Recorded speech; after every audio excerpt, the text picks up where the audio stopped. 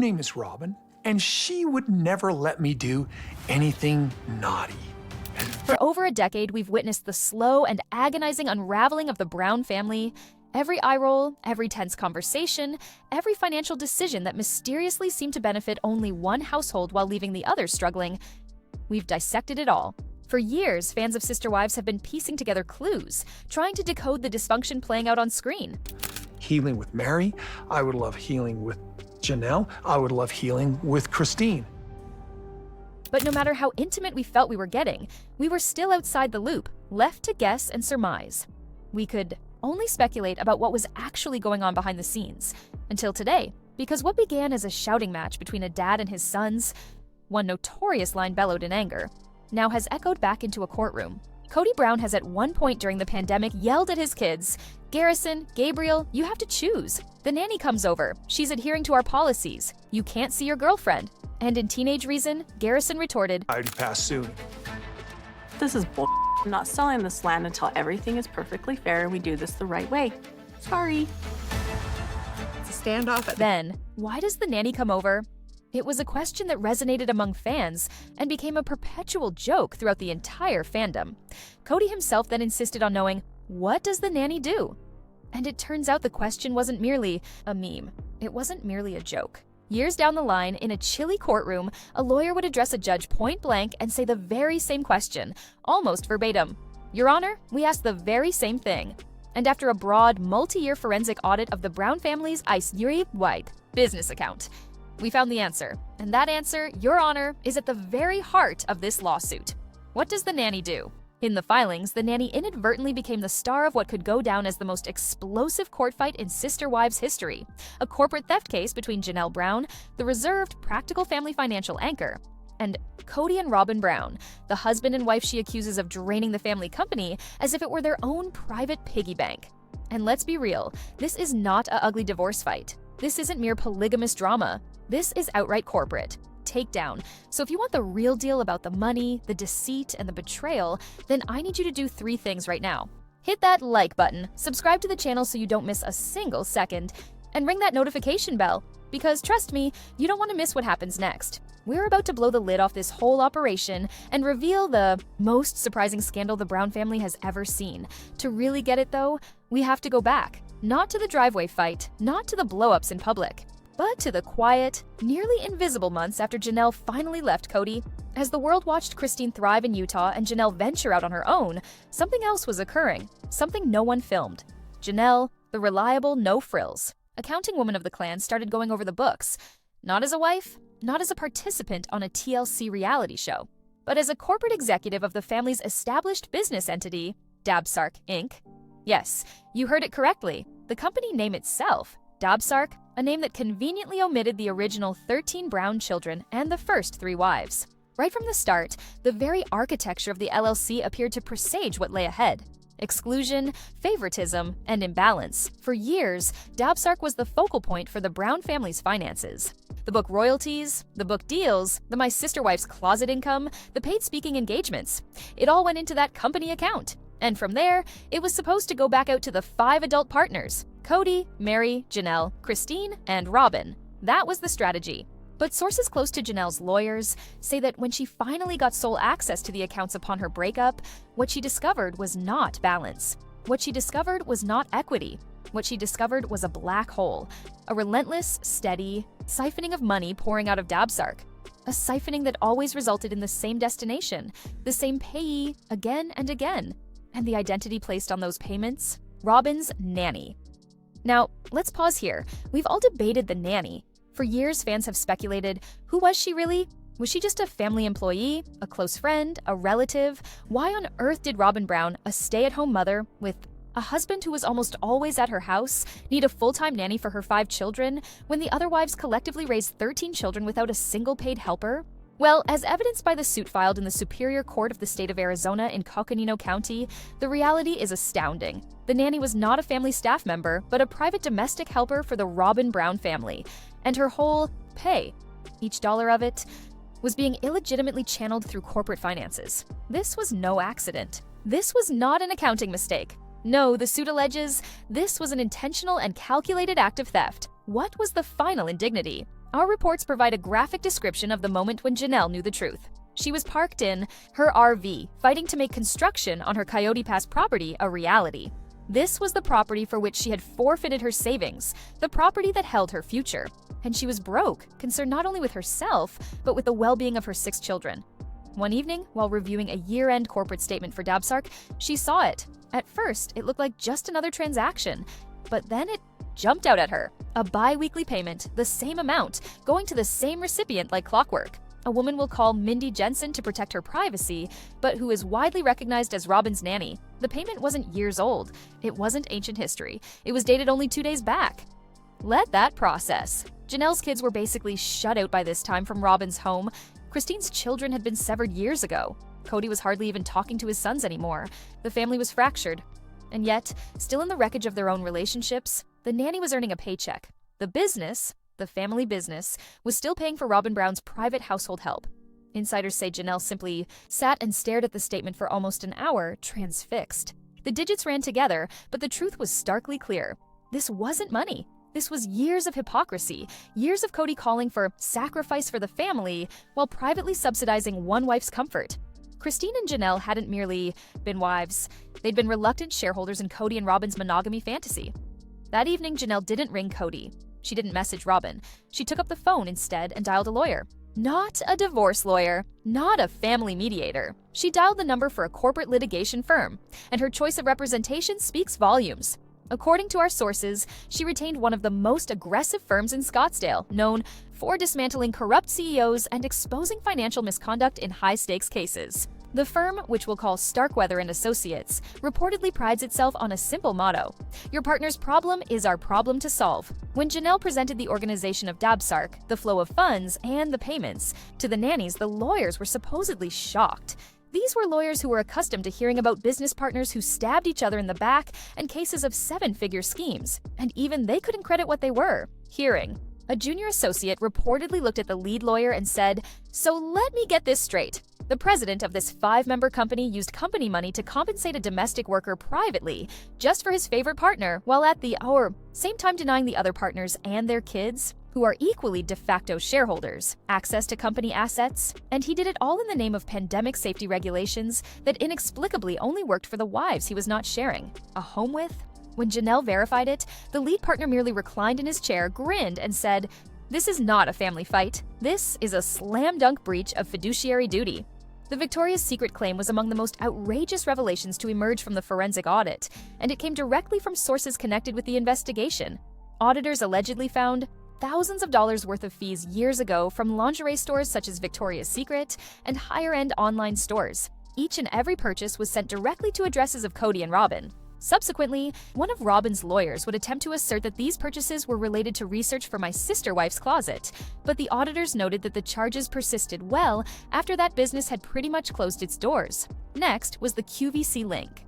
The audit uncovered a constant flow of QVC purchases: figurines, home items, jewelry, all delivered to Robyn's doorstep, all financed with money from Dabsark. The suit alleged those were not business expenses at all, but personal shopping, masquerading as company expenses. It did not end there. The auditors also highlighted car payments and insurance on Robyn's minivan. Documents indicated that year after year, the vehicle she most used for herself and the children was paid for from the corporate account. The records referred to it in the books as a company vehicle, but no other wife was ever afforded that level of perk. When Janelle was finally shown the findings of the audit, a fat binder detailing years of what her attorneys called a wholesale draining of corporate resources, she knew that no backroom deal, no settlement, no quiet resolution would be forthcoming. She was suing Kody and Robyn, and she wanted the whole world to witness the reality.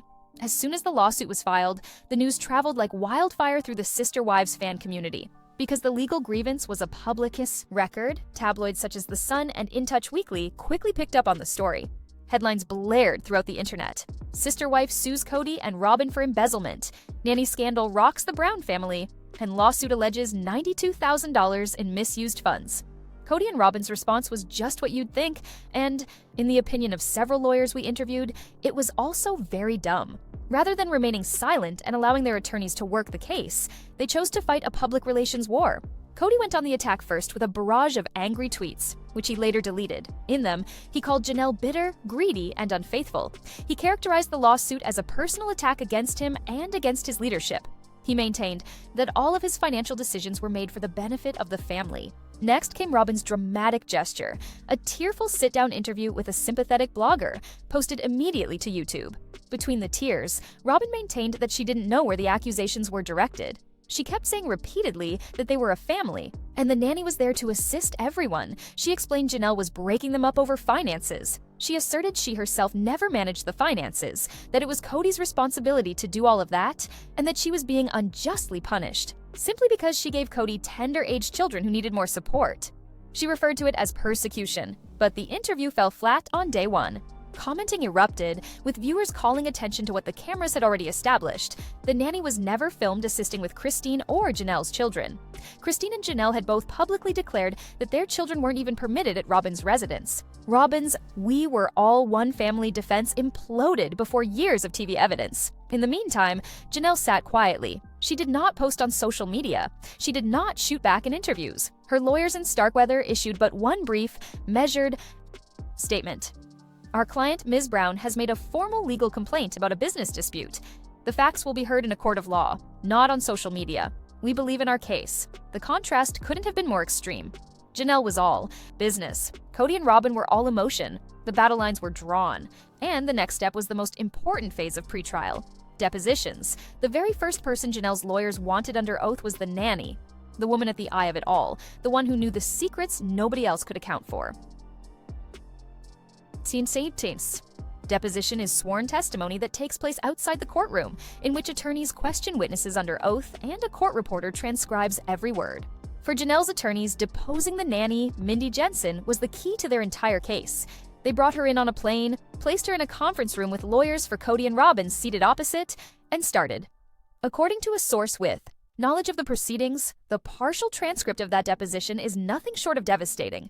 Picture the scene. Mindy is nervous, fidgeting. She's a private person who suddenly finds herself dragged into the biggest fight of her life. Janelle's lead attorney, a sharp, calm professional we'll call Ms. Hayes, starts gently. Please state your name for the record. Mindy Jensen. How long were you employed by the Brown family? About 10 years. And who specifically hired you?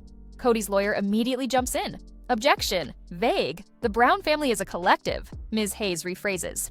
Who interviewed you? Who did you negotiate your salary with? Mindy hesitates. Robyn. It was just Robyn. And who was your direct supervisor? Who gave you your daily tasks? Robyn. In those 10 years, did Janelle Brown ever give you a work-related instruction? No. Did Christine Brown? No. Did Mary Brown? No. So it would be fair to say you worked exclusively for Robyn Brown? Mindy glances down. Yes. Right there, the family employee cover story implodes. But Ms. Hayes isn't finished. She asks Mindy to explain her real responsibilities. I took care of the kids, picking them up from school, making them lunches, light housework, that sort of thing. Which kids specifically? Dayton, Aurora, Brianna, Solomon, and Ariella.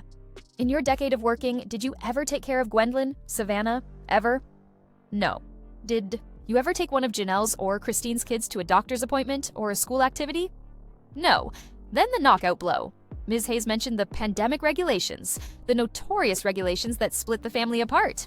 Ms. Jensen, you worked at Kody and Robyn Brown's residence from 2020 to 2021, right? Yes. And did you get your regular salary from Dabsark Inca during that time? Yes.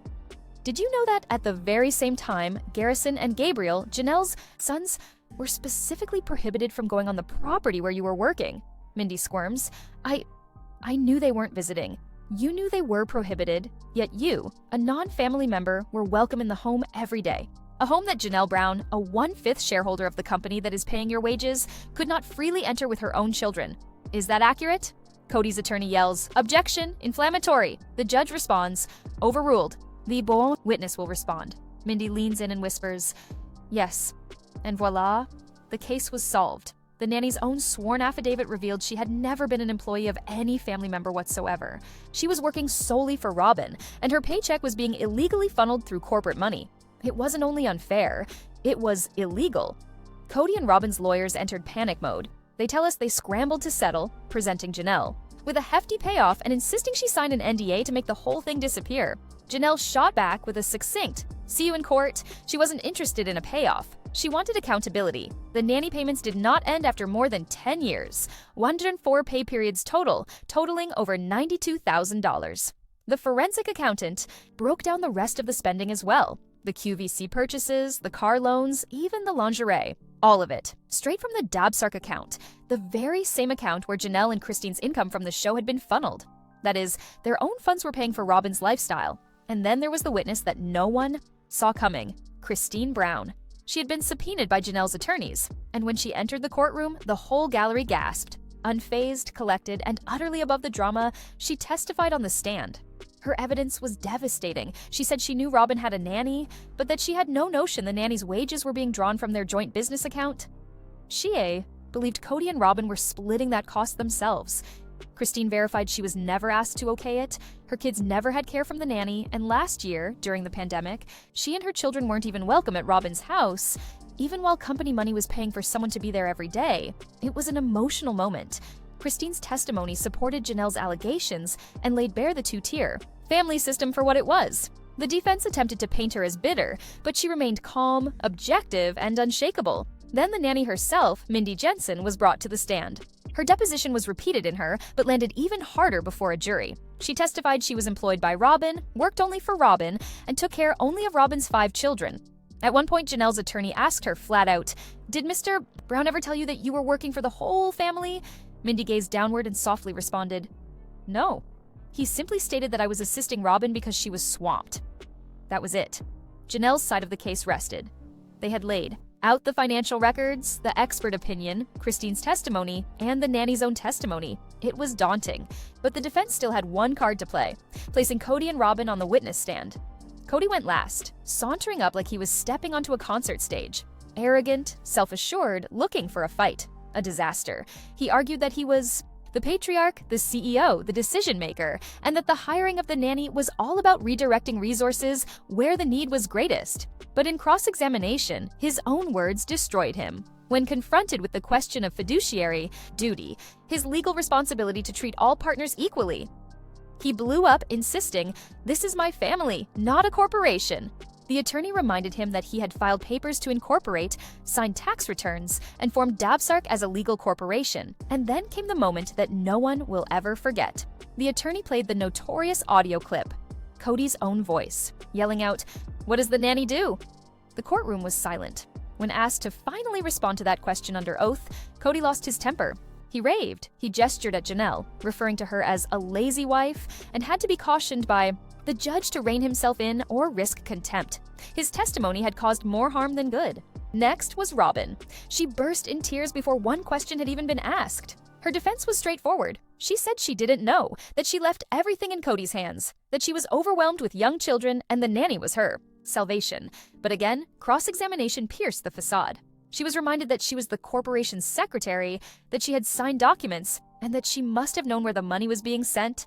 Her cover-up, "I just trusted my husband," didn't wash. The defense rested. Theirs was a case based on emotion, evasion, and appeals to sympathy. Janelle's case was based on receipts, testimony, and law. Closing arguments were brief. Janelle's attorney patiently led the jury through the evidence once again. The paper trail, the $92,000, the Christine and Mindy testimony. They violated the law. They violated the trust. It's that simple. The defense pleaded with the jury not to destroy a family over a misunderstanding. The jury deliberated less than 3 hours. The verdict returned: liable for misappropriation of corporate funds, responsible for breach of fiduciary duty, responsible for unjust enrichment. It was a sweep.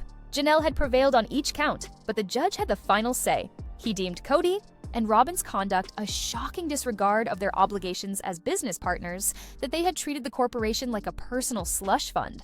He ordered them to pay the entire $92,000, plus all Janelle's attorney bills, which more than doubled the cost. The backlash was immediate. The court dissolved Dabsark, sold off its assets, and had the land divided equally amongst the 5 partners. For Janelle, Christine, and Mary, that translated to finally acquiring their portion of Coyote Pass, free from Kody and Robyn's grasp. For Kody and Robyn, it translated into bankruptcy. Sources indicated that they were forced to mortgage their mansion a second time simply to cover the judgment. And just like that, the Brown family dynasty fell apart. Decades of tension and unfairness were pulled into the light and settled not, with therapy sessions or family sessions, but in a court of law. So, what does the nanny do? Ultimately, she revealed it all. She was the thread that, once yanked, unraveled the entire tapestry of money dishonesty. This lawsuit wasn't about $92,000. It was about responsibility, about a woman who had silently borne her portion for 30 times, years finally saying, "No more. The Brown family we knew is gone. The company is kaput, the property is divided." And Kody and Robyn are stuck in a very large house with a very large mortgage, staring at a future they'll have to finance themselves.